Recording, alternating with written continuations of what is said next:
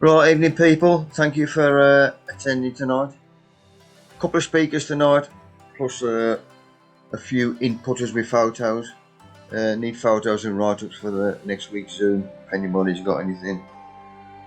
Right, if I can ask you all to mute yourselves, as we'll save some hassle later on.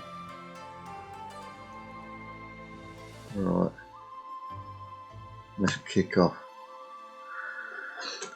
Good photo of somebody trying to get a good photo. Cheeky little strap. Right, worm wheel last week. Who got that? Nigel Cole. What's he won? A bag of compost. Because he's giving us a talk next month, Collier Garden Club. Obviously on Gladys. So that'll save me putting that through the post. He can pick it up when he comes down next month. Good man, good man. Somebody asked me what my little tree in my raised bed was, so I've just bringing this on just for them. Basically, you got flower all through the summer. Right, my wormery. I need more worms for my compost because I've been neglecting my compost heap over the last months by doing my raised bed here. Not looking after it. I had slow worms in there, not slow worms, pot worms, and they was taken over. But I got rid of them, i.e. adding wood burner ash last week. That's cleared them off, but I've got it up impressed with me more worms, so I'm starting this wormery. I've had this in garage for a while. I did clean him off last week, so I need to add extra worms. Multi-purpose compost. When I went up to Dave up Chesterfield a few years back, and used to go up to his place on a morning, and we'd have a trip out somewhere on the afternoon. We've done Nigel Cole's, his log was there, and this one time we was up there, went round a work farm, and 2 ex-coppers bought a farmhouse, and they used our old buildings, and all they used for the bedding for the wormery was multi-purpose compost, shredded paper and layers chicken pellets. So if it works for them, it's going to work for me and all. So obviously I rub all the lumps out, mix it with me shredded paper. I just need one tray to start with, obviously, bottom one, and the lid's going straight on top, so all the other layers will be stored out. Bit of cardboard on the bottom, but you got to give it a good soaking. It's no good being nice and fresh, solid. Got to give the worms a chance. So this is soaked in one side, turned over, and then soaked the other side. Basically, that just stops everything going through the holes, but they will work through that eventually. But by then, I've gone from this tray up to the next one above. So this lot is put in over the top. Then obviously that's giving a bit of moisture. That's mixed up, and then fishing tackle shop, and I had 4 quid's worth of worms. Obviously you've got to bunk something in there to start off with. Spread them out evenly, and then the kitchen scraps, chopped up smallish, spread out, and then covered again with my multi-purpose compost mixed with me bits. More layers of cardboard on the top, wet either side again, and this lot is put in the shed top of the garden, which is there, which is ideal. There's a glass window there, so I might get a bit of sun on the morning, but it is frost free. That's what I'm after basically. Right, that's one of the toys the hound had last week. I kept her occupied for about an hour, then I flaked out, normal position, just like the missus. Right, committee meeting last week. This was to sort out our general meeting coming up next week, and we've got Dave Thornton from Select Seeds, and he's giving us a talk all about seeds. We've had Dave about 5 times now, Like myself, he's got quite a few subjects, and he's a good speaker. So, but this is a new talk for him. I think we've had all his others.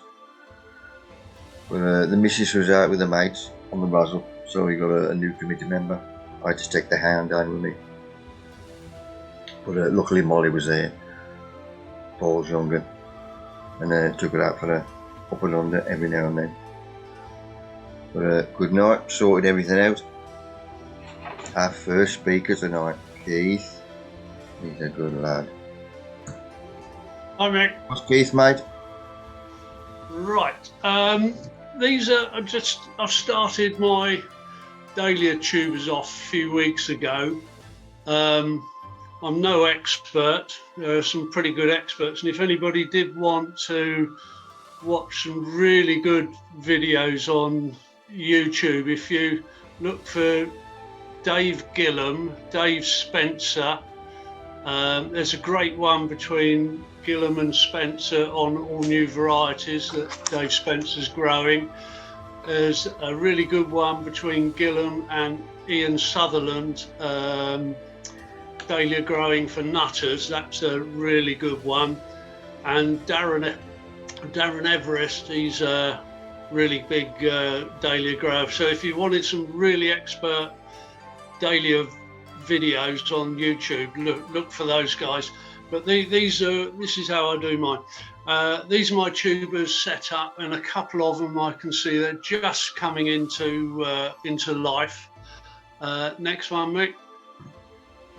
Right, that's a week or so after, and we're starting to see some growth, and I've actually taken some of those off as cuttings, and I take mine above a leaf node, so as it will produce two more shoots. So you've got the next one, Mick. Yeah. Right, that's just another one where they're coming through, as you can see. So they're all sort of starting into life, all sprouting now. So there'll be some nice shoots off those. Next one, Mick. Right, that's the cutting I took off one of the earlier ones, just above a leaf node, leaving two little.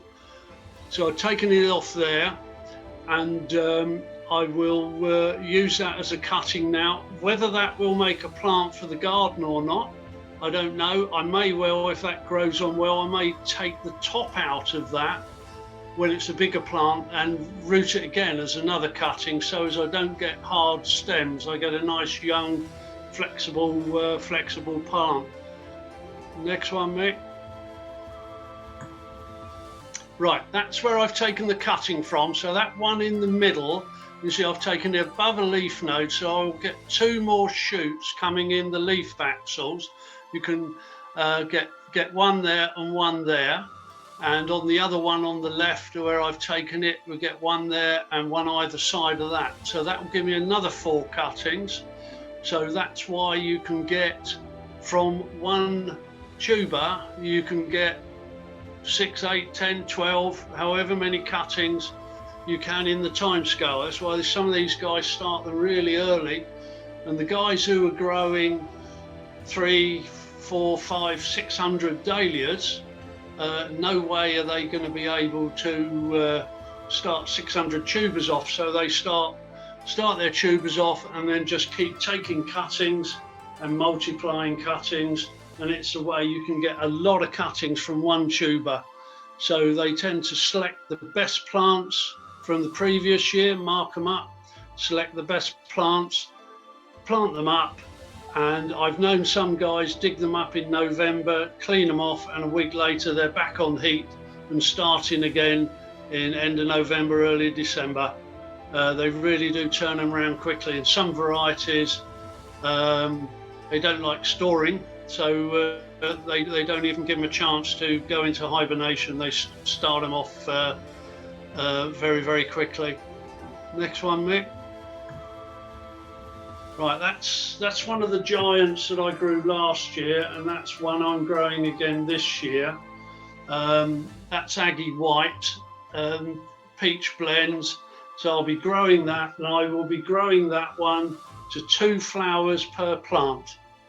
So I'm growing 3 varieties of giant this year.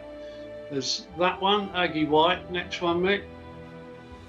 That one, Fairway Spur.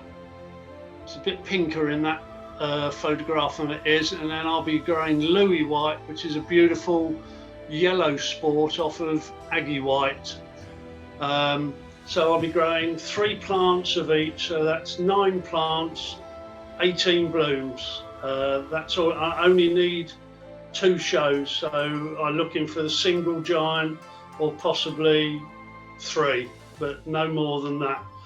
That's a small ball Ruskin Diane, quite a nice one. So that makes a good plant.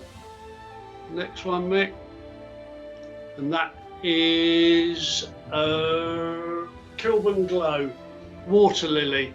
Now the Ruskin Diane, the small ball, I will grow that 8-10 flowers per plant, and the water lily similarly, that sort of thing. There's no real size limit on water lilies, so that's a really bright, lovely colour. Next one, Mick.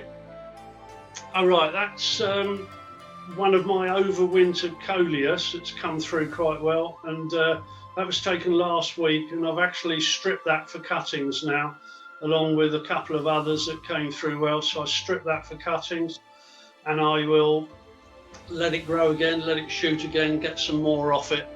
But that's come through the winter very, very well. So we're quite pleased. That was just in the spare bedroom on the windowsill, and it's come through fine, along with the cuttings that I took off it end of last year. So I've got a good supply of material for this year. Next one, Mick. Well, they're my chrysanthemum cuttings, which have they're all rooted, they're all potted up. Once they've filled those cells, they're in 6 cell trays. Once they've filled those, I'll be moving those on. So I'll be growing 4 varieties of chrysanths this year. One Yvonne Grey, which is purpley pink intermediate. I'm going to grow 10 of those, and then I'm going to grow 3 by 6, so 18, so 28 of those, and then maybe a few sprays just for in the borders. But they've all rooted well. They've come on quite nicely. And I've tried to. One of my big failings is labelling. So I went and bought some coloured labels. So I've labelled everything accordingly now. So shouldn't get mixed up. Next one, Mick. All right, those were the Easy Gold in the Coleus family basket plant, which I overwintered, and I struck those about 3 weeks ago, and they rooted, and I potted those up. So I've got a nice supply, and the mother plants have been composted now because they were very straggly, so they've been composted, and these are all the young plants that will go in the basket. There's a couple there that's showing some long growth, one at the front left. I could take the top out of that, strike at that one there, yeah, take the top a couple of nodes out, leaf joints out, make another cutting. So I'm always looking to stop them growing long and make them bush out. And there's a scented leaf pelargoniums in the middle at the front. That's him, yeah. Next He's one, in the warm greenhouse, Keith. Yes, mate. Yeah, frost-free, just above frost-free. Yeah. Yeah. Just got a small heater on, just in the warm greenhouse. Yeah. Yeah. Next one. Right, there are again a lot more cuttings. They're the perennial kales. Taken a lot of perennial kale cuttings. They've all just been potted up, as you can see. Some little scented geraniums. Just lots of bits and pieces that. As the plants, the old plants of last year have all thrown decent shoots, I'll take the shoot, root it, and then get, when I've got enough, I'll get rid of the mother plants, just compost them. So always get some nice new stock. But they've all picked up now. They were done a week ago, and they've picked up really well. Put on some standing quite nicely. Next one, Mick. Oh, there we see potatoes. Of growing Kestrel, Winston, Nadine and Amore this year. Just for eating, but also for showing. So I always have a go at trying to get some spuds for show. So that's what I've got. Oh, there's a few pink fir apple there for my top left at the bottom of that blue tray, the little long knobbly ones. Pink fir apple there for my son. So I'm just chitting those, and I'll put those in 30-litre pots and deliver them to his house. And he'll have those plus a few others. Well, that Christmas cactus, only reason I put that in, that was my mother-in-law's, who unfortunately passed away last November, and it was in flower, and I don't think she ever watered it really, because the compost was absolutely bone dry and solid. So my wife brought it home and it flowered, and then all the flowers dropped, and then I've repotted it, gave it a little bit of seaweed feed, and it's now an absolute massive flower again, and that was the start of it about a week ago. It's absolutely smothered. So a little bit of care and attention, and it's come on really well. But that must be 10, 15 years old. She's had it in the same pot, in the same corner, I suppose, splashing a bit of water on it every now and then. But it's survived, and it's absolutely stunning at the moment. Lovely colour. Nick, got a question, mate? Yeah, sure. Yeah. Quick one on the cactus. It's really weird, isn't it? Because I grow some aloe vera, and I grow them I grow most of them. Well, over here actually on the windowsill, and on the north facing, because they don't seem to like a lot of sun when the sun comes up, and it's amazing. Nice and cool, I haven't watered those aloe vera for 2 months, and I watered them about 3 weeks ago. I absolutely soaked them. It's like I thought like a summer storm of rain. They've doubled in size. Yeah, I mean this is just incredible. They love the abuse. This was, as I say, it was in the same place at my mum-in-law's, in the corner, in the same pot. There's a pot, maybe a 4.5-inch pot inside that white china pot.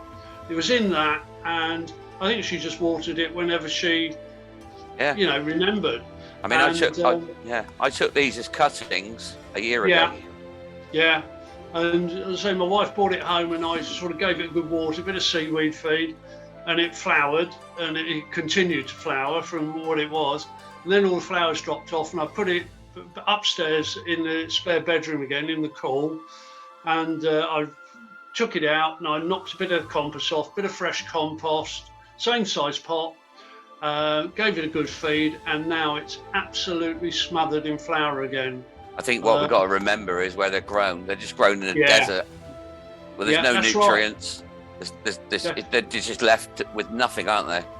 Yeah, and I mean, it's when I water it, I did like you. I gave it a good soaking. I lift it out that white china pot, take it in the kitchen, get some water, give it a good soaking, let it drain right through, then pop it back in. I don't ever let it sit in water, so it gets a good soak, good hydration, and away it goes. So I'm amazed at what it's done. Second flush in like 3 months, Have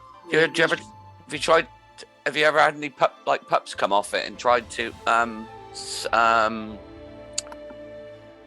not germinate? Have you tried to you get like sometimes on those you get like a little pups come off them, and you can pull them out and root them into a pot? Yeah, I mean this one is quite easy. If you all the sort of joints, if you just take a bit off and just stick it in a pot, it will just root.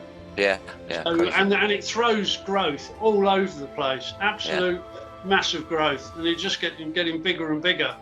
Cheers, Keith. Thanks. No problem, mate. No problem. Next one, mate. Right, these are just some photos I took at the National Dahlia Society show at Wisley in 2019, the last one before COVID hit. And there's some. I mean, it's absolutely stunning. There are thousands of blooms there. It is absolutely stunning. But there's some water lilies, which are really, really nice. I love those. Next one, mate. They're the giants, and that class there is 12 giants, 12, what is that, 12, that's 3, 6, that's 9. 9 giants, 9 different varieties. And these guys will grow 25, 30 different varieties, 10, 15 plants of each, just to get 9. There's a 12, a 9, a 6, a 3 of the same variety, and then individual blooms in specific colours classes. And some of these guys will do the 12, the 9, the 6 and the 3.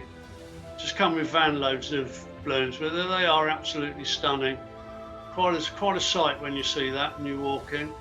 Next one, mate. Oh, they're the poms, tiny little poms. And I've seen guys, you know, there's 9 poms in a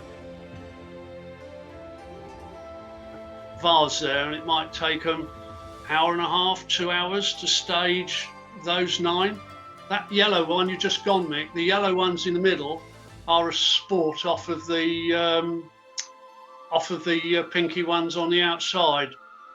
And two sports appeared at the same time, or 2 yellow, it wasn't a yellow pom, and then 2 yellow poms appeared on the market at the same time. And they basically sported in the same year from 2 different growers. So there's 2 yellow poms on the market under different names, and they think that basically they are the same colour, same plant, you know, same one. Yeah. But just strange how, I mean, there's always different sports appearing of different dahlias and that. But see, I mean, they are absolutely perfect little lollipops. Those beautiful. Next one, mate. Right, they're collarettes, basket class collarettes. That's what your the one you got, Mick, Pooh. Yeah. That's in that's a collarette. That's in that. So yours will be like the red one or the pink with the, you know, they got little florets around them. So your Pooh will fall into that class. And it's loads of stunning colours, but again, the time they take to stage those is absolutely wonderful. But they're really nice, really good for the insects as well. So they're good. And they grow those maybe 10, 12 blooms per plant, maybe more. Yeah. I mean, the poms, they're growing 16, 18 blooms per plant. So it's just a question of letting it shoot, cutting it out, getting 2 side shoots going up, cutting them out again, so just get the branches. So, next one, mate. We introduced collarettes about 6 years ago to our show. Yeah, but, they are nice. You get a good vase of those. They're beautiful. Yeah, really nice. See, that's a pretty impressive basket. Lovely colour. Lady who did that spends a lot of time doing those, a lot of time. That's what she enters. She grows a miniature cactus for the basket class, and she does. And it's just that she's got equal spacing between each bloom. You're getting the best blooms. It's not just a question of just popping them in the basket. It's making sure you get, you know, she might move one from left to right, right to left, top to bottom, just so as you get the best view of every bloom. But they are stunning. Yeah. Next one, mate. And that's a mixed miniature cactus basket. Getting very difficult to get the sort of bi-colours and that, get them to match up, because you're always going to do. There's in the middle there are some holes between the bloom. In that middle looks a bit empty. So that most probably lost a few points on that. I think it was the one prior to that won. But yeah, is there any more, Mick? I'm not sure. Oh yeah, that's just some cactus, semi-cactus displays. I have a lot of admiration for the growers, the amount they produce and the quality of the blooms. It is very, very good. And the next one, mate. Yeah, that's Canora Challenger, the white one. Semi-cactus, cactus. Again, one of the most popular ones for the show bench, that you get some really good blooms. So there are certain varieties that are easier to grow than others, but I decided on growing So 3 varieties of giant, then 3 others. I'm growing an orange, miniature ball, cold, blight and softer gleam.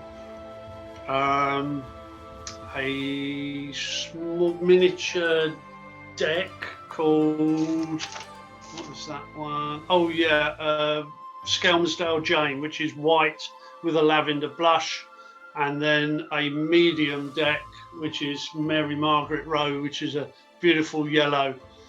So I'm getting a bit of guidance. We've got a couple of good dahlia growers around here, so they're very kindly there trying to guide me in the right direction on stopping, and you know, because you can get them a week before, a few days before a show, a few days after show.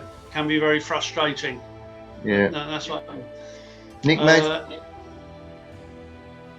Nick, got a question. I have, sorry.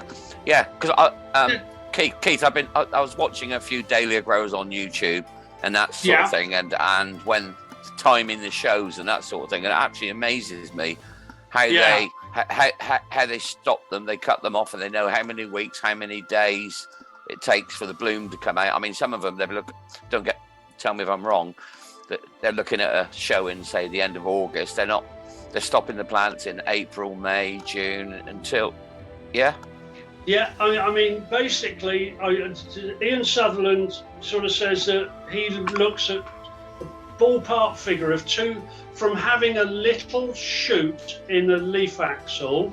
If he cuts the stem down and he's got, say, 2 side shoots in a leaf axil, so there may be, you know, ½ an inch long, little side shoots.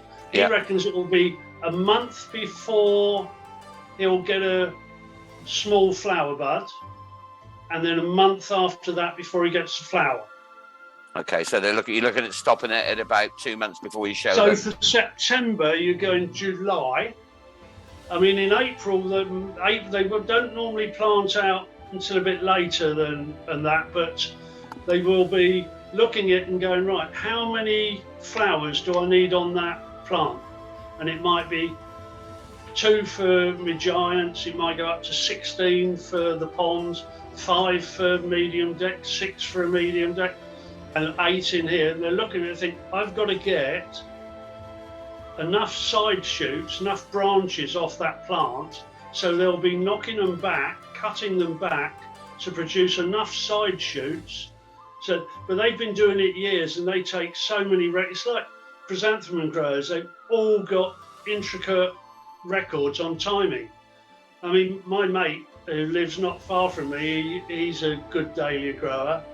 He's got a laminated clipboard pinned up on his allotment for each bed of dahlias, saying when they plant out, when he does the first stop, when he does the second stop, days till flowering, and he's got all the dates, the actual date. He will go down there and go, right, I'm stopping this plant on this day. So they are very sweet. But I was talking to him and he was saying, well, it could be 22 days for a pom, could be 28 days for a giant, but depending on soil conditions, temperature, and where you are in the country. Yeah, there's a lot of planning, I must admit. I think my key point is when you see pictures like that, you think, it's a flower, but you don't see all the work and planning behind it all. Yeah, but if they grew, say they were growing that and they were growing that 8 flowers per plant, and they're growing 20 plants of that, they could well stop 5 or 6 plants one day, 5 or 6 2 days later, and 5 or 6 2 days later, to give themselves a ballpark fit. And if they've got 5 blooms per plant, and they've got 20 plants, and they're looking for a vase of 5 or a vase of 3, you're spreading your chances. Yeah, pretty impressive stuff. Thanks. I mean, if you only grow, I mean, with the giants, that's different, but if you only grow 3 or 4 plants of a dahlia, you've got to get it spot on to get you. That's just why they grow 20, 25 plants of a variety, to give themselves a chance. Yeah, it's a bit like, I always think about the tomatoes. You know, I grew 70 odd tomato plants last year to select the best, and it's crazy, isn't it, what we did? Thank you. Oh yeah. We're all mad, mate. We're all mad. Sounds good, Any sir. more, Mick? Oh, that's it, mate. Sorry. Thank you, Keith. That's all right. Pleasure. Excellent, Keith. But- Good man. I would say there are some, as I say, Dave Gillam, Dave Spencer, Ian Sutherland, and Darren Everest are 4 very, very well-known, well-respected dahlia growers.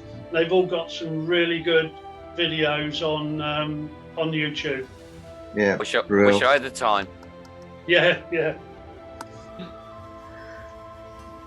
Right. I had this from a mate, Grant from up Wigan. He sent me this photo. Well, he sent me a couple of photos, and he had some onion sets from Marshalls. And this is the first lot he had. As you can see in there, they're in a naff state. Fen Globe, as you can see. This was the other photo. Obviously, he took this photo to send to them. Them are total rubbish, and them are rubbish. I had exactly the same problem, Mick. You have a UK plant passport, meaning they've been imported, like quite a few things. And I've had a bit of trouble with exactly the same stuff being imported. I had onions from Gardening club or Marshalls and they were school, fine. they needed that much stuff. It would have cost a bomb for me mucking about. So all I did was I went to Wilco and I trialled quite a bit of stuff up the school with the kids. And if anything was any good, then I'd grow it myself. But Wilco now turned out some decent stuff, and that's where I've told him to go. But the good thing with going to Wilco, you can look at them. I know them in a net and that, but you can look at them there and give them a feel, which is better than getting this crap from abroad. Nigel, mate? I had exactly the same problem with Marshalls. And what it is, those sets there, them heat treated. But when I contacted them, the more or less they want to know. And luckily, I mentioned it on a YouTube video, and Brown's got in touch with me, DT Brown, and they sent me a couple of bags, and they was perfect. And since then, I've never used Marshalls. I've had crap with Marshalls before when they did the Showmaster onions. I had Marshalls.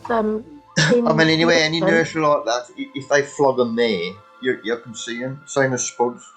You always, you pick your own out, pick the best out. If you send for them in the post, then it's pot luck. So he's gonna sort them out.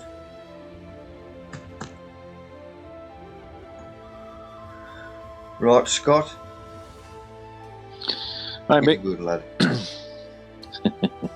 Just a couple of quick ones. Just I put me hot chilies in a few weeks ago, and then I started I will start the others around Valentine's Day, and they're just all most of them have come up. There's some on the left there that haven't. There's ones I got from a mate. I think he bought them off the internet, so who knows whether they'll come up or not. I don't know. They're called pepper dew. I don't know if you've ever had pepper dew peppers in a jar. You get them in the supermarket. I think they're South African. I think they pickle well. So he bought some and he gave me some to try, but I haven't come up yet. So they still haven't come up.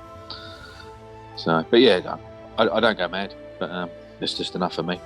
And yeah, I found that this week in the garden centre, and a new dahlia that I haven't seen before. I like an open one. I think that might be a correlate as well. Not sure. But I like the open ones because the bees can get to them. But yeah, so that was just a new one. $2.99. Can't go wrong, can you? No. So, and that was me little lemon plant that I got from Lidl's last year. So brought it in the for the winter. It's been in a cold conservatory. It is actually, thinking about it today, it's sat on my grow tent, so it's probably getting a little bit of warmth. But all the leaves came off at back end of last year, and they're just starting to. I just noticed today there was a nice bit of growth coming through, so there's life in the old dog. Excellent.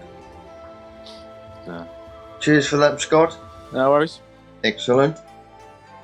Why shouldn't you wear Russian white fronts? Because your knob will fall out.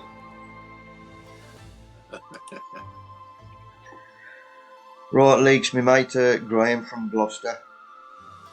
He sent me these 2 photos. Obviously, that's a pot leek there. And he was stripping them down, i.e. cutting them back. And he says, have I ruined this?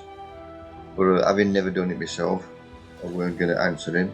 So I asked Chris Evans, who knows what he's on about. Chris Monner chaps asked if he has split his leeks correctly. Yep, that's perfect. So I sent him that, and he was pleased.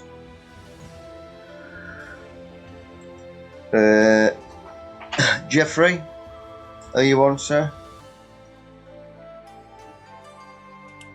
If you don't come in, I'll talk through this. Jeffrey from Ostend sent me this one. It was on about a peat-free compost, and I bought another couple more, which we'll come on to later on. But some of the stuff that's coming out now, as I've put on before, when you open the bag, it is full of rubbish. But he's going to get one of these and try it this year, so it'll keep us informed about that. And he's also sent this, a new resistant tomato, and he's going to give that a go as well.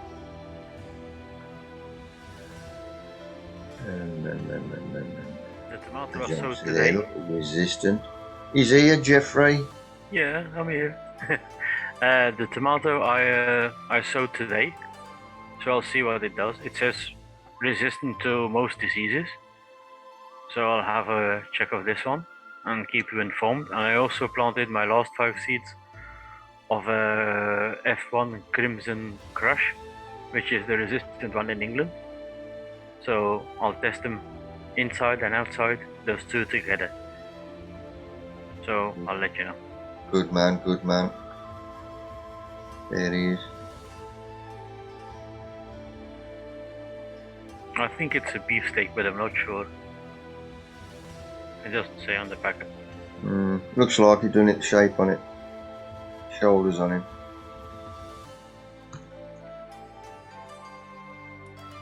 And that's just something off the internet. I really love the color scheme on that. Nice mix of spring colours in it. Yeah. But there's also somebody on Instagram that does amazing color combination with tulips. Arthur Parkinson or Parkson. There's a young lad that mixes colors, and he does tulips, but in there he puts kale, red kale, and also what's it called, cardoons. He sows them late and puts them on there, and it's well worth a check out. That guy, I think it's Arthur Parkin or Parkinson. That's it, mate. Excellent, thank you, Jeffrey. No problem. Nice little input. Right, this is another mate Modger from Dimmock. I've been down to his place, give his gardening club a talk, but he sends me a couple of photos every now and then.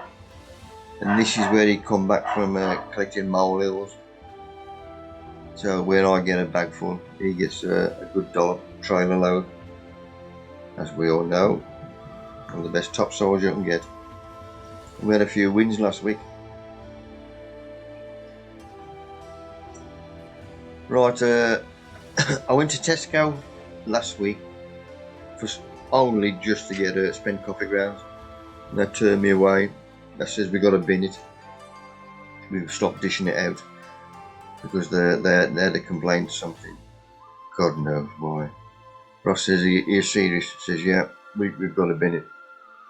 So I went down also and I found me another contact down there. So these were 2 bags out of them. So God knows what's up there. Meaning I need this for me my talks coming up. So I dry it out. I break up the little bags, bin the bags themselves. Right, during the week, Nigel got in touch, and he sent me this. Gardeners, so you think coffee grounds are good for plants? Now I remember reading this probably 5 or 6 years ago. James Wong is a good lad, Guardian. He did a write-up, basically, Always keen to try out quirky horticultural strip, and being a bit of a caffeine friend, I decided, but anyway, small print. I just dump my daily coffee grounds on the surface as a mulch once they have cooled, the way books and the blogs suggest. I've never seen a book or a blog suggest this. Creating a beautiful dark, inch-thick layer of spent coffee grounds. Basically, the results was crap. It was doing nothing what was growing any good. And at the time, because he put it on his own blog on Facebook, I replied to him. I said, everything in moderation. An inch thick layer is not moderation. That's going to job anything. And we didn't have an argument, but he come back and says, have you any proof? I says, well, I've been using it for years, and my proof is I use it in my compost and as a top dressing. Exactly the same as you, but not an inch thick, no way. It's just a sprinkling, a top dressing. That's what a top dressing is. And I says, my worms tell me it works, and that's why. So I said, well, I don't give him a bollock, he was a good lad. Who's on next? Oh, me. Right, plugs for plants. This is our contact for our clover compost now. Obviously, buying it by the pallet is this little man here. He plugs to plants. It's this photo, see a bit better there. It's got about 4 tunnels, which you can see. That's his main large one there. There's a little one at the back, and there's another one there, and this one here. So plugs to plants, obviously, as it says, that's the small print. But he also flogs different composts, which you can see there. Ericaceous, normal compost, grow bags, and bags of topsoil as well. Them are pretty cheap, $3.50 or whatever, £4. But obviously by the pallet he'll do you a deal, you know, 50p a bag on. Now the only thing that's been stopping me as a trading shed manager for going to him before, you've got to pick it up, you've got to have transport, and that's all knackered me up. Because I know a mate down Starbridge Allotments, he runs his trading shed and he just takes his van, but it takes him 3 trips to get 1 pallet of compost back, meaning he's got to take the fuel out. Probably take him half a day as well. But luckily we had a contact. I got a contact Lowell, and he managed to get a wagon off his mate, and we had 4 pallets of clover while he got it, and that was for last year. But the only thing he hadn't got, and which is now coming, the grow bags. Once again, clover, which is a good make, good brew, and he's flogging these. We're flogging them for £3, but with a pallet he lets you have them for £2.50. So people are still getting them for £3, but we're making our 50p a bag on. But they're not so long as what the original ones we used to have, but they're thicker, if that makes sense. There's more compost in them, so it makes them wider, which is good for me, because the end bench on the end of the greenhouse, I couldn't get a full one in. I had to turn it up underneath. But that's what we got now. Or I went there to pay for these. Also, while I was there, they got this peat-free organic compost fibre, also from Clover. This is the one they're plugging, obviously, for when the peat-free does finish. So I thought I'll take one of them on as well. I also saw these, and I thought them will do. What's in here? Which is the ready ends, and the branch itself, variegated leaf. So I thought I'd do a couple of them, doing the raised bed. Then I had a quick nose, and it got a bit of green fly. So I messaged him, get ready a green fly. There's me spraying the chaps outside, obviously, before I take them in the greenhouse. Right, compost corner. Nice sunny day. That cold wind had cleared off. This was during the week. So I'm working up this end, so the hound's out. I'll just give it a stick to chew. put my old towel under at Harris. A couple of days before, I'd been down the skip again and got this lot out. If I was living alone, I'd eat half of this stuff. I'd cook it, use it. Nothing wrong with it. But I ain't, so I composted it. Right, that's chopped everything up. This lot here is my ground eggshells, ground alpha pellets, and ground layers chicken pellets, which the worms love. You can see there, that's alfalfa pellets, that's how they come. But they'll be alright in the compost. Nick, mate, yes.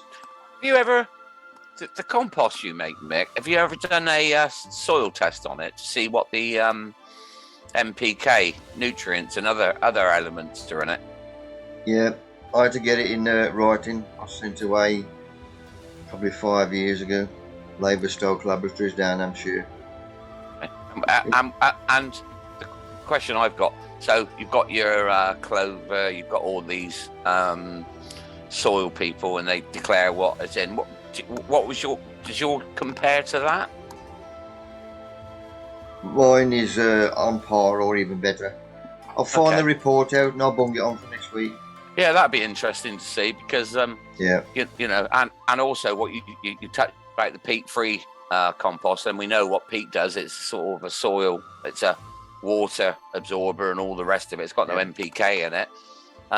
Because there was an article on Facebook, well, actually on the internet, there was I can't remember the name of it, something goad, and they were flogging 50 litres of this peat-free goad compost. They wanted £9 a bag. Now, see, everybody's they're getting on the bandwagon, but they're bloody ripping people off as well, especially when it's crap. This is why I'm asking people if they do see an alternative, anything new that comes out. I started using. Can't afford it, just trial it. Was it Lakeland Gold, Nick? Lakeland Gold. Yeah, I think it was actually. Yeah, I remember that. Yeah, I think it was. I mean, just nothing to do with this. I've got my own compost heaps and I'm not very good with it, but I started using my shredder a couple of weeks ago. I had to mess around with it to get it working, but that's incredible how much it sit down. I can see how much quicker you can produce compost, you know, once you get it to that finer, what you're doing, Mick. Yeah. Smaller pieces, quicker the breakdown. So I've jobbed all my bit, and there's me kitchen and garden waste chopped up, taking it up to my bin. Lid taken off, 3 layers of carpet. That's the brew from I put in the week before. No pot worms, excellent, got rid of them. Got my own worms in there on the top, so I've still got activity. My new stuff I've emptied into that, levelled it off. Now I've got to add me other dollop of worms. This was half of them I put in my wormery, just to get that going again. 3 layers of carpet on top, that one had dried out again, so I'll give them a watering. Hand was still there, different position by the time I finished. There's a good one. Got the sun all afternoon and in the morning. Black plastic around it that absorbs the heat. Good. Right. Worm, let's get going. Paul, you ate one for 4 weeks.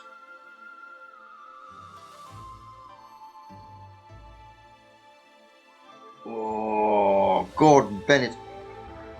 Jacko, you just bloody picked in there. You're down the shed Saturday and all. Cheers. Yeah, Saturday as well.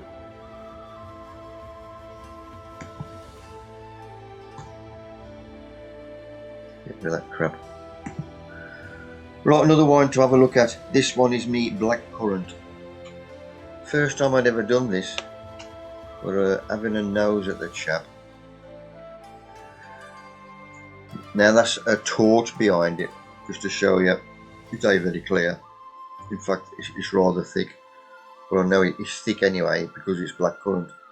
But it's still a clear, as I'm seeing. So I'm going to transfer him into this one. It's never been racked off before. You can see all the gum on the bottom. Plus I got this wine finings from Wilco, Solid Yarrow there. So top to bottom is coming out of there, and you can see how much is stained the jar itself. So once it does start clearing, that was all the crap on the bottom. That went straight on the compost heap. Have you got are you turnip on the bottom of that when you're siphoning it off? Yeah, I upend that, turn him over, so I got that.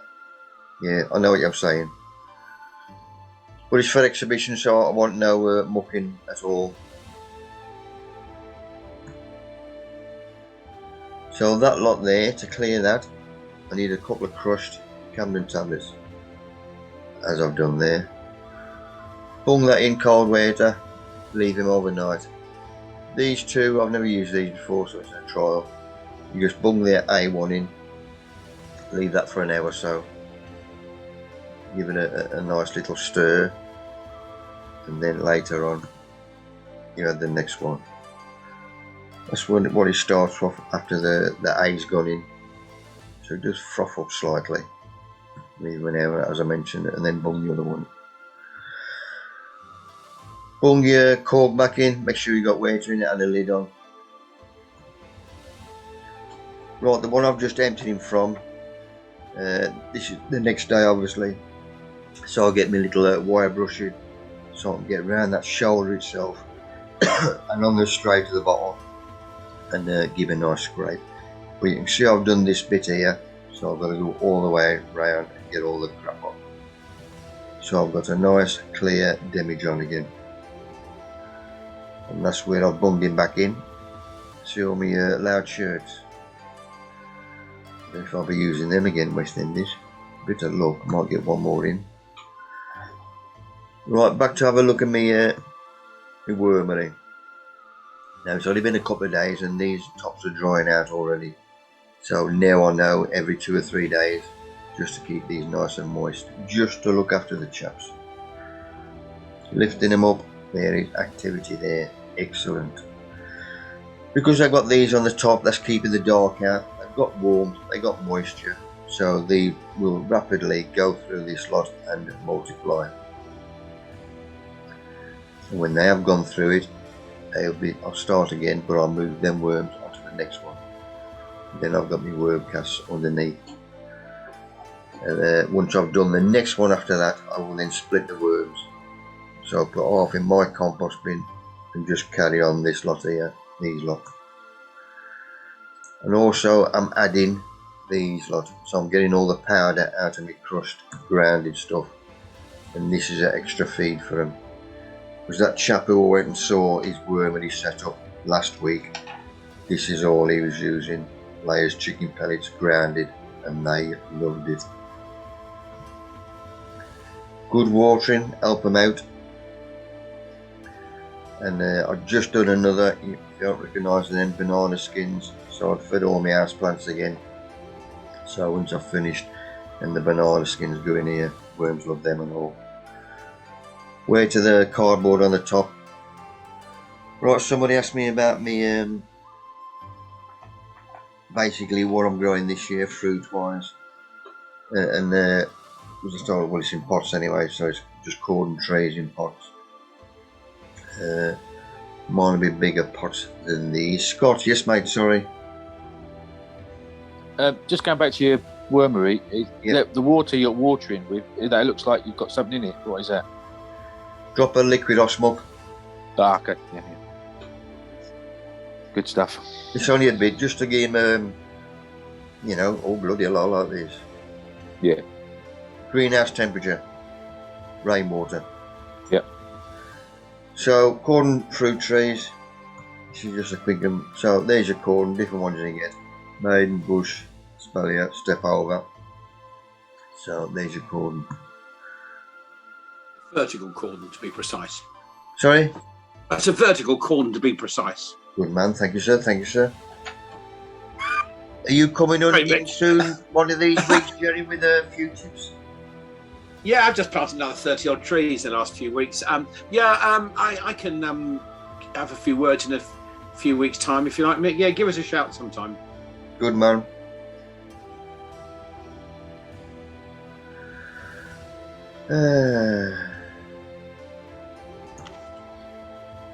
We'll wait for the expert, Jerry.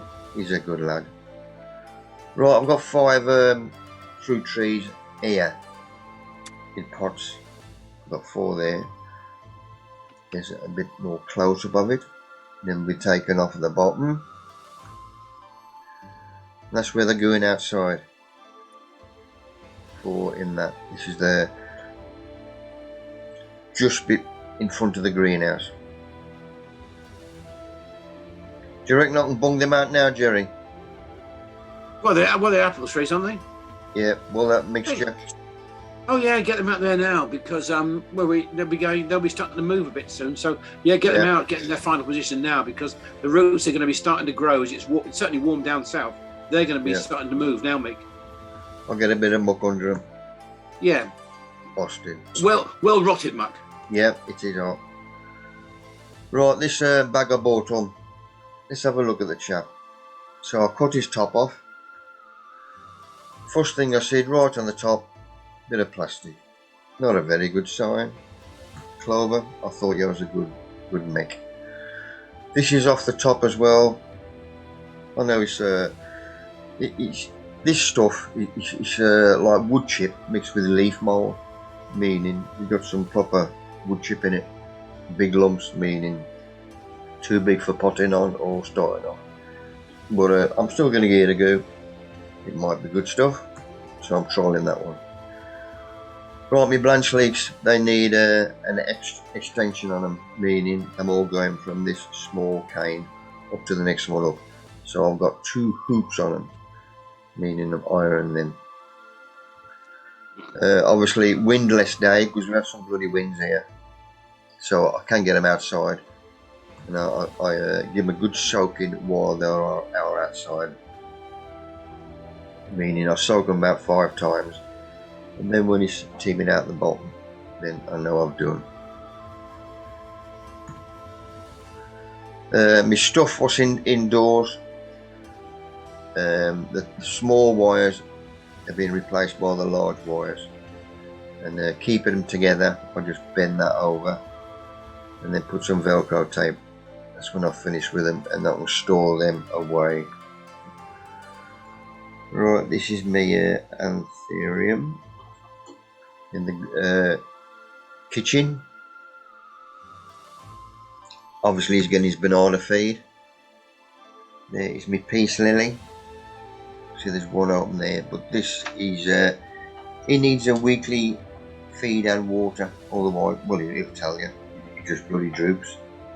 But he's a nice shiny green leaf. That's what tells me he's a nice and healthy plant, because he has a banana feed which he likes. This is my bird of paradise. I had this from Lidl probably about 4 years ago, and he's just got a new shoot, new growth in the middle. But I think, Keith, it might have been you told me when I first had him that it'll take 5 years to flower. I don't know whether it was you or not. So next year might be the year. And there's me bonsai. That's my chili plant with my palm. I might chop him off at that knuckle so he comes out this way. We'll see how he goes. But I've managed to overwinter him anyway. We'll chuff with that. Right, talk during the week. This was last Wednesday.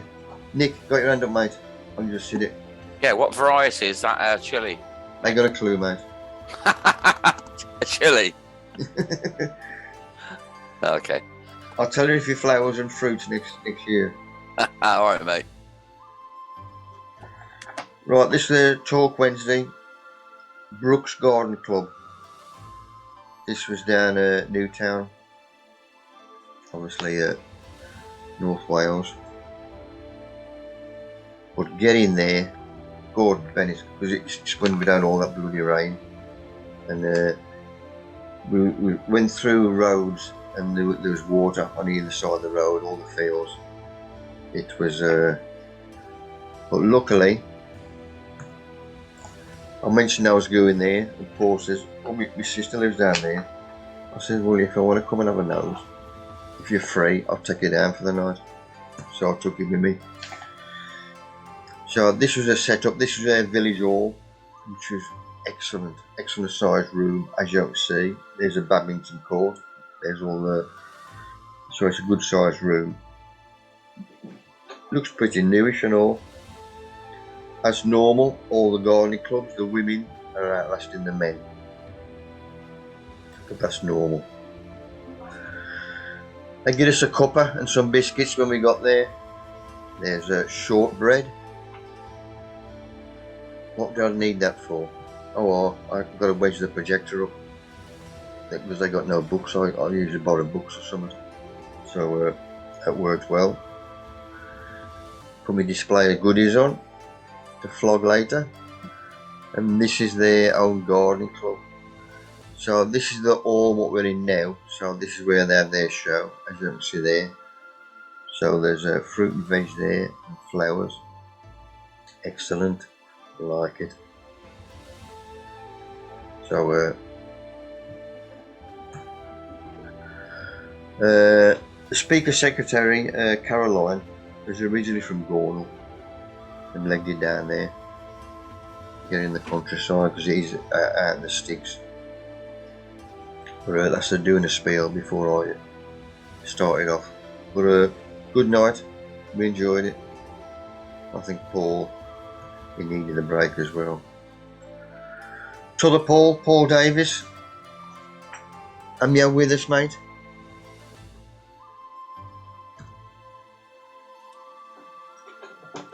Paul, are you still on? Yeah, I'm on, mate. Good man. Right, okay. This is how I am as of middle of this week. So I started off with chilies, various types. Then with some cabbages that you can see I've got a bit leggy down towards the bottom. But I've potted them up. Let's see what happens with them. We've got some dahlias in, dahlia seed in there as well, which are poms. Over the back, furthest away, they were some beetroot seeds that Peter Glazebrook gave me at Malvern. No, sorry, Ian Neal gave me them at Malvern and said, see how you get on with them. So they're again looking a bit leggy, so I don't know what's going to happen with them, but we'll give them a try. Yep. Nick, what bottom temperature you got that propagator on?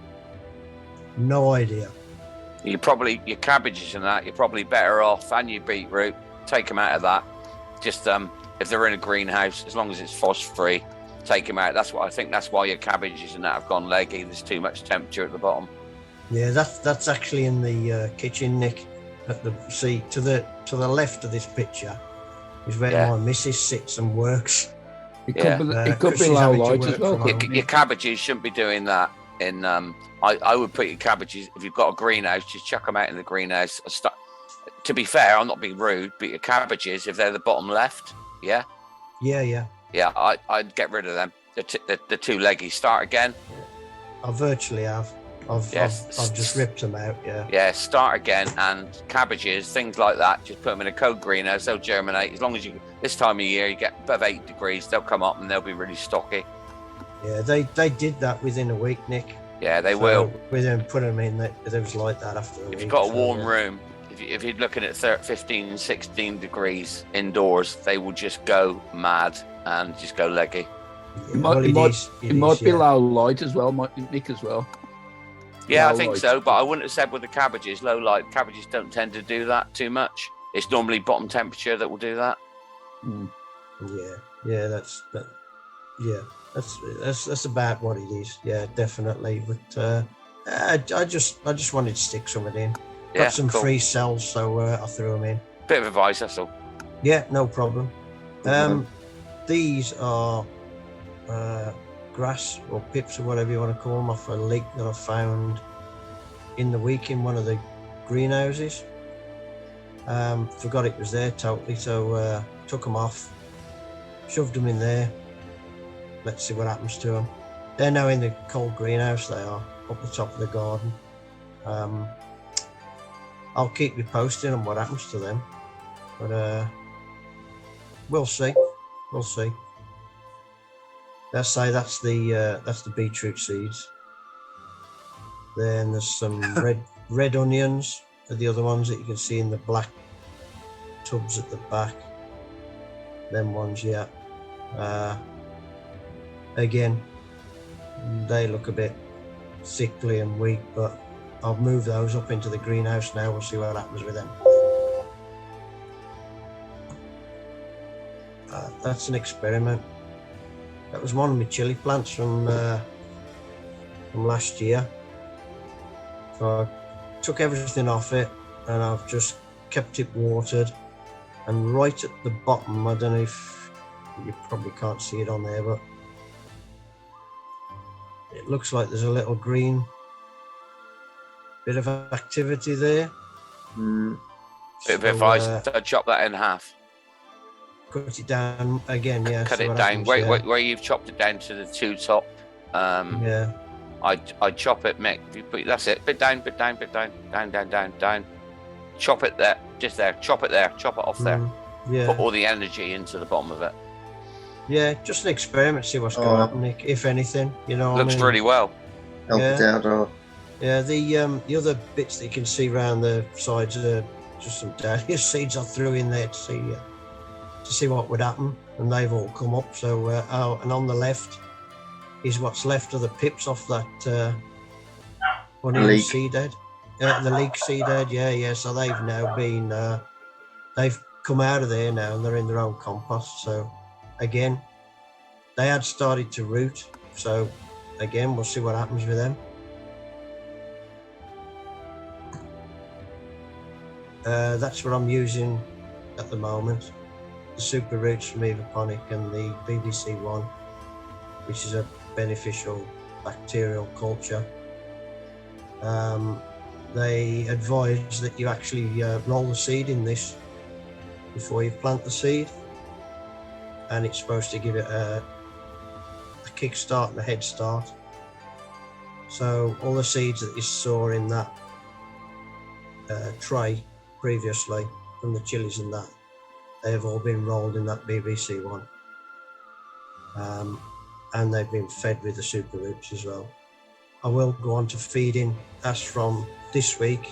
I'll be using their A and B feed at very diluted quantities, so we'll be using that, see what happens.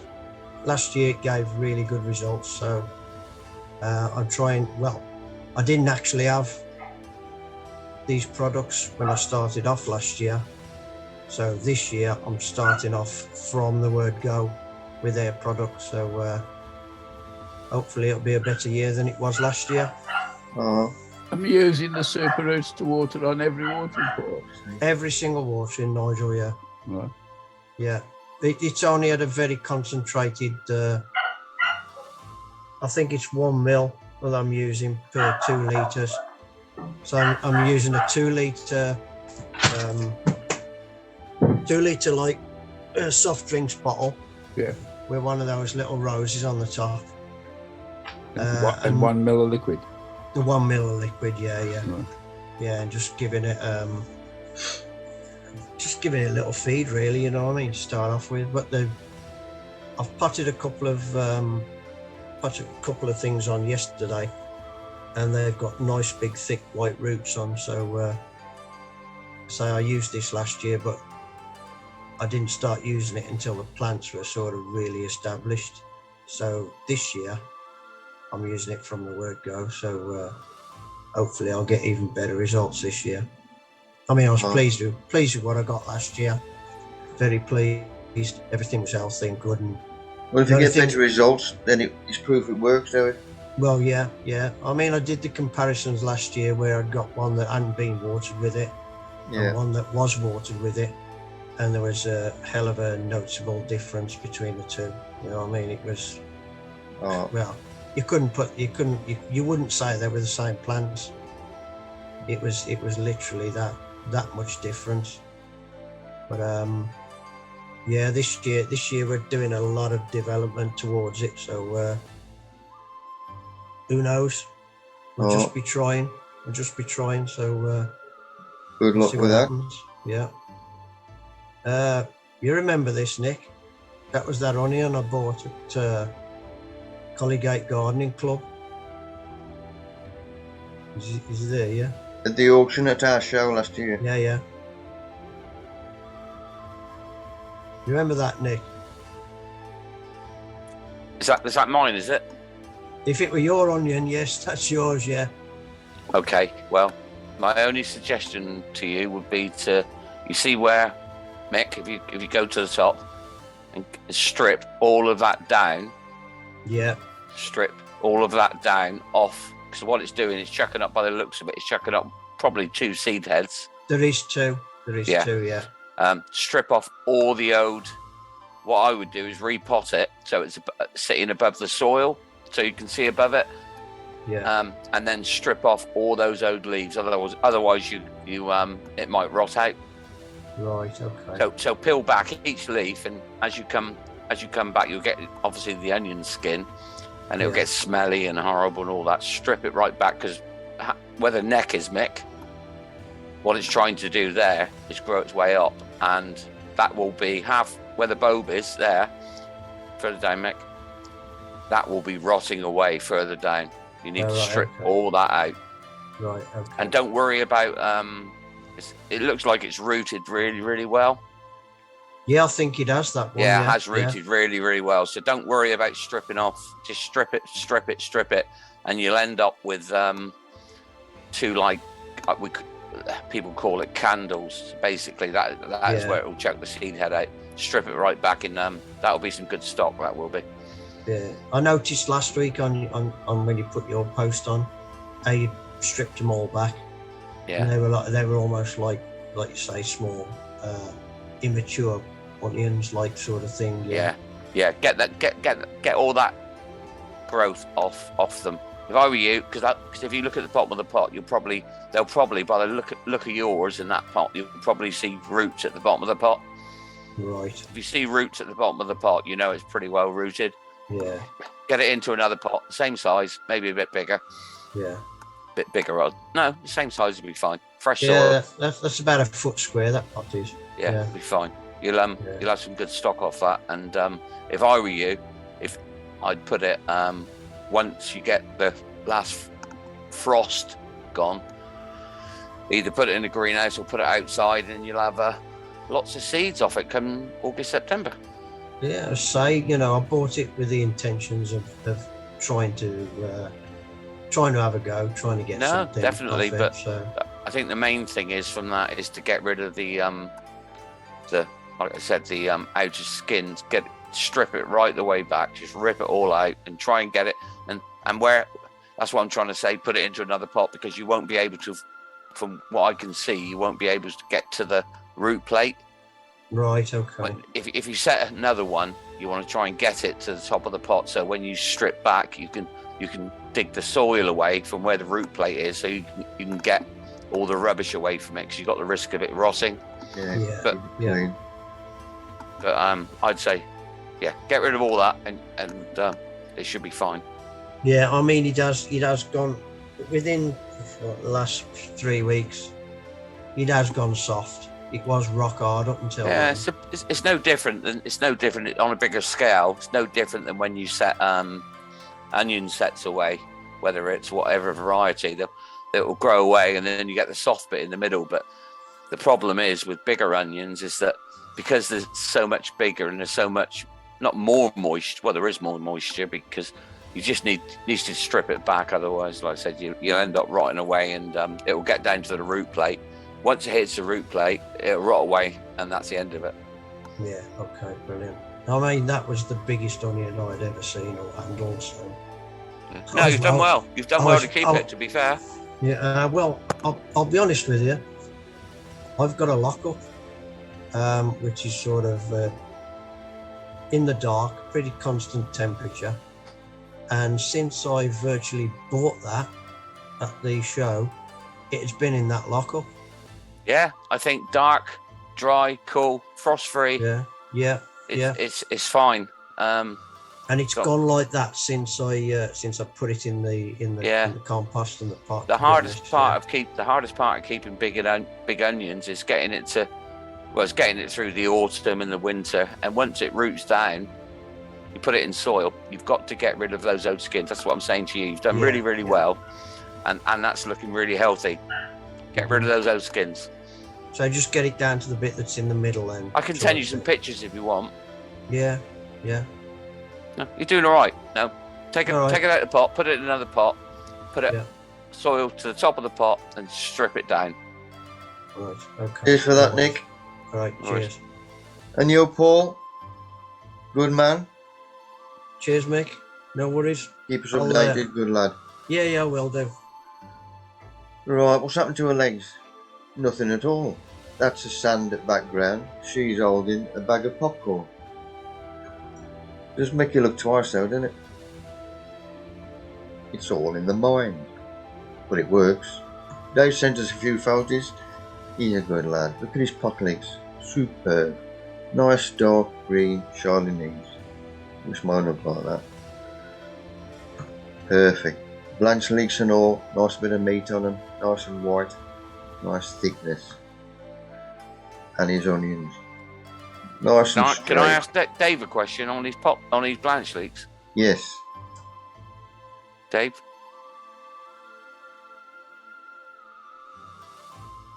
Hello. Hello, David. Yeah. I'll tell you what, I don't know what's gone wrong with my blanch leeks this year. I'm using Pender and Prude off my own stock, and they're absolutely pathetic. Oh, what variety are they? What strain? Well, seedling. Okay. When did you start them off? This one's been going for about 12, 13 years. We've been kept with this well seedling, but if you notice, there's a slight virus in them. No, I meant when did you start them off in Yeah, well, growing? I'm just saying, these are started off about November. Yeah, that's really weird. I don't understand what's gone wrong with mine. Don't understand. And nothing like that. Last year, mine was probably that and more advanced. Don't know, but okay. Yeah, they look really well. Yeah, please, I'm up to now.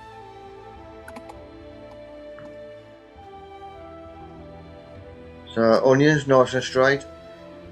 Keep them nice upright to get a good shaped onion. Looking well. Thank you, David. Now whose eye is that? The parrot's or hers? Good eight, eh? Another little input. Andy, are you there, sir? Yes, I'm here, Mick. Good man. All yours. Right, there's. I go down to the national show, a poultry club show, and that's actually an egg on a swing. I've been photographing these eggs for years now. I sent a couple to Mick. Next slide, Mick. That just gives you an idea. Just eggs painted. You see it every year. I mean, it's what gets me is how they keep on changing the theme. They don't run short of ideas year after year. Next one, Mick. Totem pole. I've never seen that one before, or one like that. That's all eggs again. Okay, next one.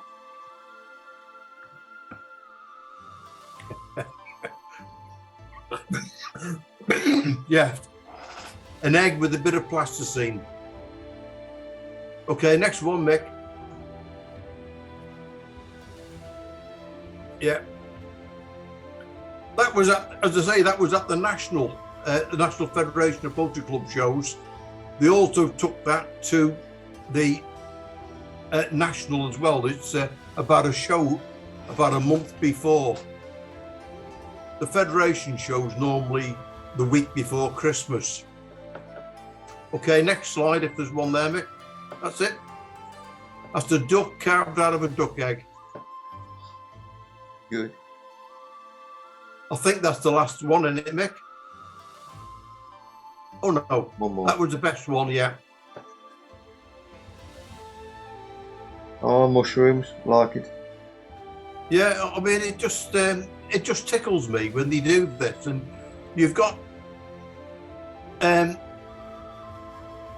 quite a few trestle tables with all the, they actually have eggs as well, ordinary eggs for exhibition eggs, all different colours, brown, purple, green, blue, and they're not dyed. I mean, it's to get a good egg, it's not as easy as you think. And if they get 4 or 5, what they'll do, they'll get them laid off the same hen if they can, because to get matching eggs is very hard. It's extremely hard to keep white eggs white. They've got a bloom on them, so you can't wash them, otherwise you wash that bloom off. Anyway, that's it, Nick. Brill, that's from a different, excellent. Cheers, Andy. Excellent. Good little input. Right, we had a wedding during the week. Thursday, obviously Warwick House. I went for a fiddle. I got this in the carpet. I thought, oh, that's good. Because it was raining outside, so I couldn't take a photo of the house itself. But this is obviously being there first half hour. The bar was open, so as I was driving, threw a few beers down my neck, so because I knew I couldn't have them later on. But there's Ben, my oldest, and there's Aaron, my youngest. But these are doing what I've never been able to do. I meet strangers and start a conversation. Because we weren't allowed to talk when we was young, it was stuck to me ever since. Anyway, I'll get on alright. Right, another delivery. This Herons, this is who we get our stuff off. And this was all fertilisers, just stocking up. Grow organic, because that's a good seller. Concentrated grow organic, good stuff. Stinks the bloody car out mine. The number of blokes I've had that we've said we'll put that in the boot for you. I said no, I just put it on the passenger seat. I said it stinks, and then they've come back the next week. I said, alright, no, I'm bollocking off the missus, stuck the bloody car out, and it wouldn't go in it for a week. But to say it's sealed, how the hell does the smell come out if it's sealed properly? Anyway, Maxi Crop, I'll get that, the tomato feed and the Maxi Crop itself. That's always a good seller. But we've stocked up now. Good job we did. If you remember the week before, myself, Mark and Laura, we had a 1 ton bag of spent mushroom compost, which we emptied all the bags. So that gave me room for that lot to go in there. While I was there, I started dropping up the goat muck again. One of the best mucks I've ever had. Goat muck. It is beautiful stuff. And that's where I've been from last year, when it's dried out, and that's what I put through the shredder. But you can use it obviously as it is now. But that's me bunging it in with a hand fork. But look at that, full of worms. That's why you use your muck in the composting. Whatever muck you use, that's where you get your worms from. And the more muck you can use, the better. Right, my tulips, I had these earlier on, obviously. These are in drinking cups, cold end of the greenhouse. I'm going to bung these out. When we're going to bung them? On the outskirts of my raised bed. Nice sunny day again. I think this was the day before yesterday. It's a Boston day. That cold wind had cleared off. Only going around the outside, so I'm just tucking this weed suppressant under the wire mesh. Placing them out where I want them. There's an odd one, so the odd one's going on the front where it is on the arse end. Good time to plant out when they're about that state. They don't collapse because they've been wet 2 days before. All dug out and firmed in and pushed in, so they will get earthed up a bit more. So they will be deeper than what they started. And I should say later on, a couple of weeks, might be 3 weeks or something, this will be top dressed again, because after a few more rains that will compact that bed even more. Nick, mate, yes. Yeah, Mick, those tulips you put in, it's funny because I just put a couple my wife bought, adding like a flower arrangement. I've taken the bulbs out and put them into pots. Hopefully they'll do something. Will you keep them in the beds now? Or will They'll you stay take in them there, out? yeah. Okay. I will put a little marker in, like when they do die off and the tops are finished, just so I know where they are. So the plan is once you've put your tulips in, you're going to put some like summer bedding in there? Well, they will go in as well, but I also want my gladies. Okay. In between all these. The missus don't know yet. Oh, but that's where I'm doing. And down the bottom. But yeah, this will be packed out. Yeah. And go back so on another that. thing, another thing I hear a lot because I tend, because I've got these sort of planters, so sort of not as big as that, but so they flower up the tulips, and then I put a load of summer bedding, but I let them die back and take the tubers out and put them into the garage. So I don't know what anybody else's feelings on that is, or just leave them in because don't know. You take your tulip bulbs up every year? I do, and dry. Yeah. Let them dry out. Let them die back into the what do you want to call it, planters. Take them out and then put in the summer bedding what I grow on. Is that because they multiply, or? I don't know. I just what anybody else's thoughts on it is. Got you raised up, coming in, mate. Yeah, all it is, Nick, is we've got like a barrel out the front. We've had some tulips in there now for 4 years, but they keep coming blind. But we haven't took them out the barrel. Nothing. Oh, okay. You We don't leave them feed in them there. or anything? Don't feed them. Don't do nothing with them. Oh, okay. That's a They fair get- comment. Rainwater and one thing and another. But well, funny enough, the wife said if they come blind this year, that's it. They're gone. Yeah. So she's going to dig them out and get rid of them. I mean, the ones outside in the bigger beds, I leave them, but the ones in raised beds, not as big as that, like in a 2 foot by a 1 foot container that I've got outside. I always seem to, I take them out, let them die back, take them out, dry them out, put them in the garage. But I always worry there's not going to be enough nutrients in the compost for them to come back. But Yeah, but we haven't touched them. They send green up every year. But as to yet, nothing. I suppose the answer is, I suppose the green, once it dies back, sends the energy back into the tuber. Yeah. Possibly, yeah, I don't know, but that's all I can say really. We don't feed them, don't do anything with them at all. It's like one of those, like the half barrel. Yeah, I get you. It's like one of those, yeah. Like a beer barrel kind of. Yeah, that sort of thing, yeah. Yeah. Nigel? I think you might have to feed them after they've flowered, because that's when the nutrients go back into the bulb via the leaves. Yeah, I can understand that. Yeah. What would you use, Nigel? Anything? I've used probably a general fertilizer. Okay, well, liquid. Something like a 7. I'd probably, to be honest, if you're going to keep it in the soil for quite a while, I'd use something like a ground ball, like a 777. Oh, okay. Like a balance feed, yeah. Yeah, cool. I can remember my uncle when he was alive. His daffs and his tulips. Because a lot of people cut the green off, but as you just mentioned there, all the nourishment is going back into the plant. Yeah. Because he was he was ex-force as well, so everything had to do in bloody order. He just bent over the tops and Bit tied like an them onion, loosely, really. so that they were still there, but they looked better, and he knew where they were. But that worked for it. I know that worked for him there. It's funny, Mick. I was driving. I went to Sidmouth today. I don't know if anybody heard of it, but anyway, they've got a National Sidmouth Daffodil Day, and all the daffodils were out. And we were talking about it, and we were driving down the road, and there's daffodils sprinkled everywhere, but just odd places.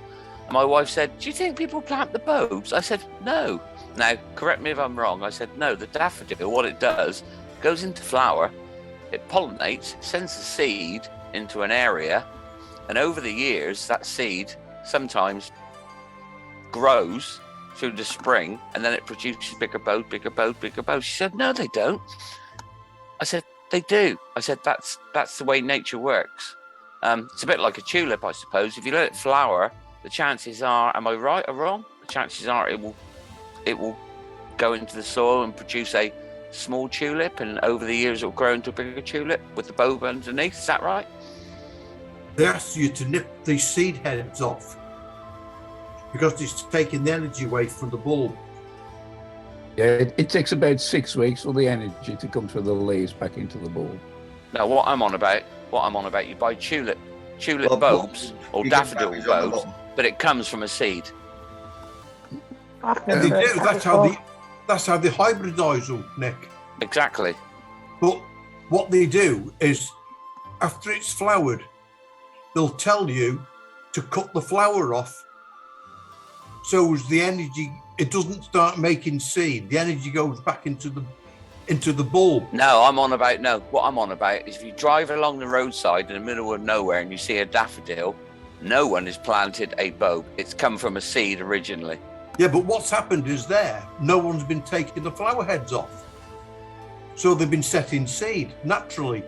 Yeah, that's what I'm saying. Yeah. Nick's on about how did the original one get there, eh, Nick?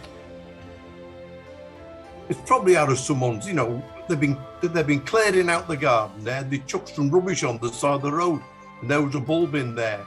That's what happened. No, I don't see that. You can drive down the road in my lanes and see 2 daffodils up in the middle of nowhere. Sure. So that has got to be pollination from a flower head off a daffodil that's gone into the air, that's gone into that soil, and the next year it's grown again, surely. You think it's the birds? Birds can take them out the ground and just drop them randomly. Birds? Birds, yeah. Yeah. They just take them, pick them out, and then drop them randomly. Yeah, maybe. That's how you get them in different places. Look at the seed head at the back of the flower. It just swells. And if you leave that on there, you can take the seed out. But, and birds will take them. I suppose they pass through the birds or something. It's a bit like a potato, isn't it? I've thought about a potato. Sorry, Mick, to hijack that.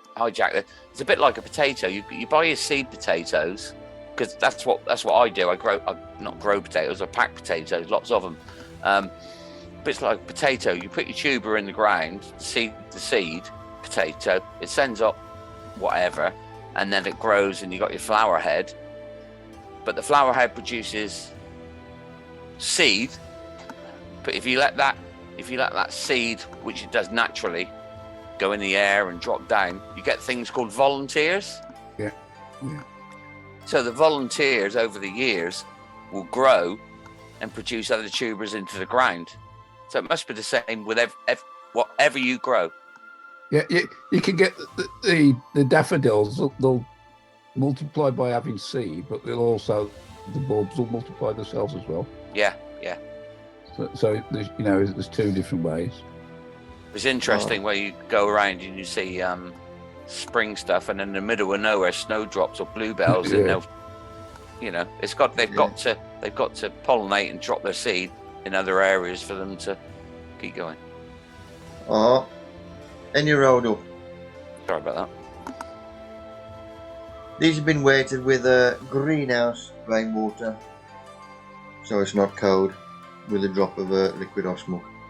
Look after them. So then I bought the wheat suppressant up against them, because they've all been done. I've had a nice good watering. And I thought, well, there's no frost forecast, but just in case, I'm going to top dress this lot in my rabbit muck. So I did. Started off and did the lot. Perfect. Just got to stop the hound now.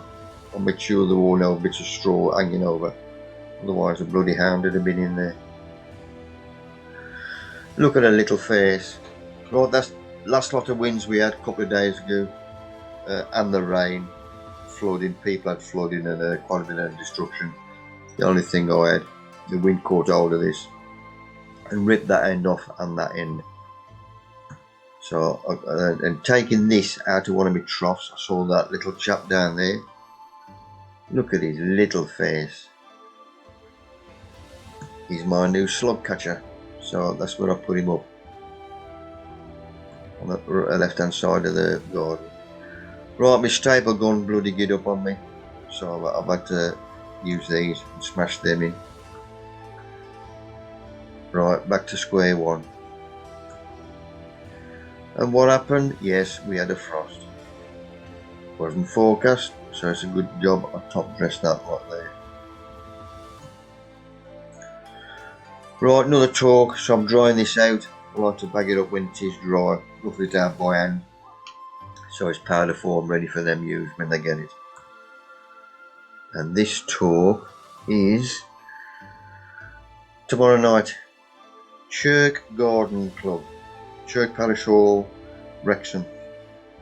Do some bloody talks up north, mid Wales lately. This one is tomorrow, obviously, 7:15. Raised beds and no dig. Looks posh, mate. £2 to non-members. It is and all. I can park outside. You have to change the accent for them. No. Just talk proper, normal. Right, done that one. Shed delivery. This was yesterday. Loz, my transport man, he's got a plot on our site. Our site, I haven't got a plot on there anymore. I'll still say our because the trading sheds are still on there. And luckily he knows a man who's got a van, and he managed to get the 1 ton of, I think it was just under a ton, pallet of grow bags in the back of there. So our trading shed's open at 12 and he come about 25 past 10. There he is, he's a good lad. You can see the pallet on the front there, because they upended when he put the pallet in. Well, the top few did, because he's got a new forklift truck. Luckily he has, otherwise we'd be upping these. That's why Loz says, well, I can do it on my time because he's got a forklift. So a couple of bags did split, so we was putting a clear tape on them as it was coming out. Luckily, as you can see, it was nice and sunny, so it was piddling down. The bags will get wet and we get wet. So this is the first shed where we trade from, i.e. where the till is and the scales and all that crap. So half the bags went down there, these are the grow bags.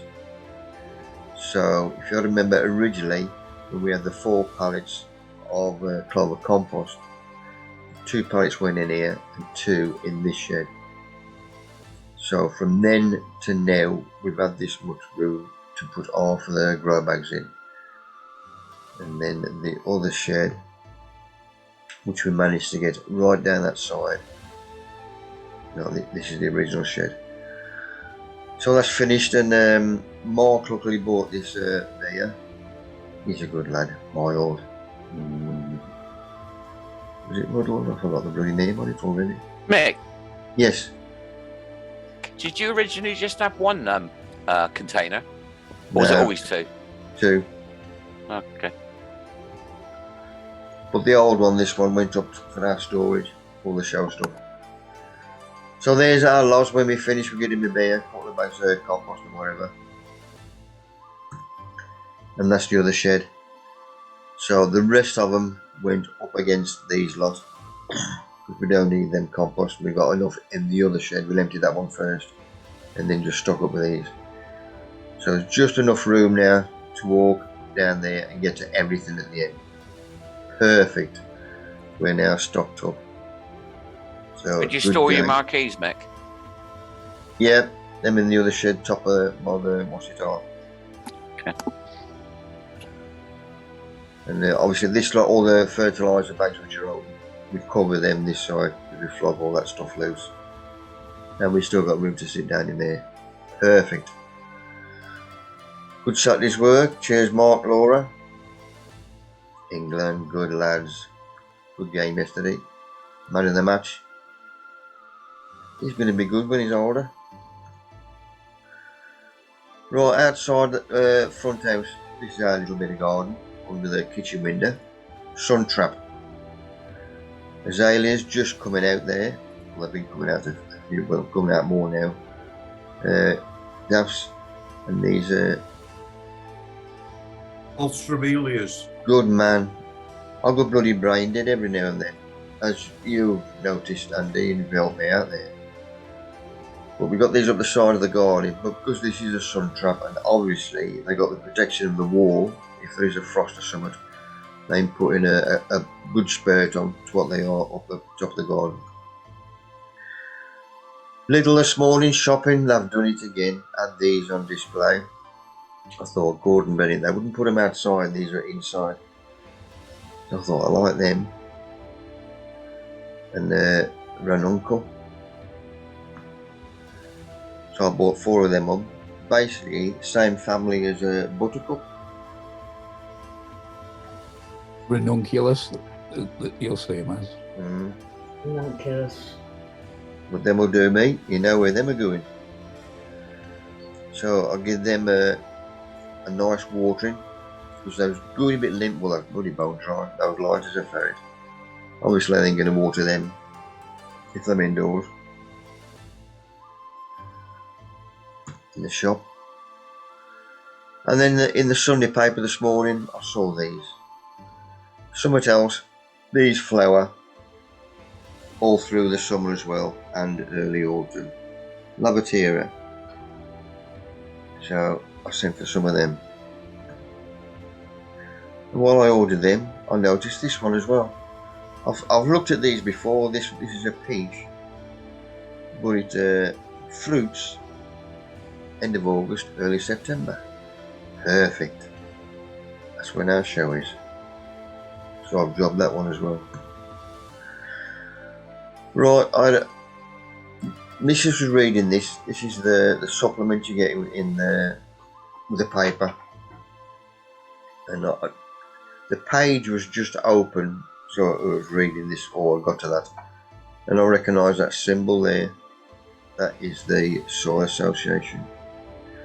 And basically, what is your product trying to tell you?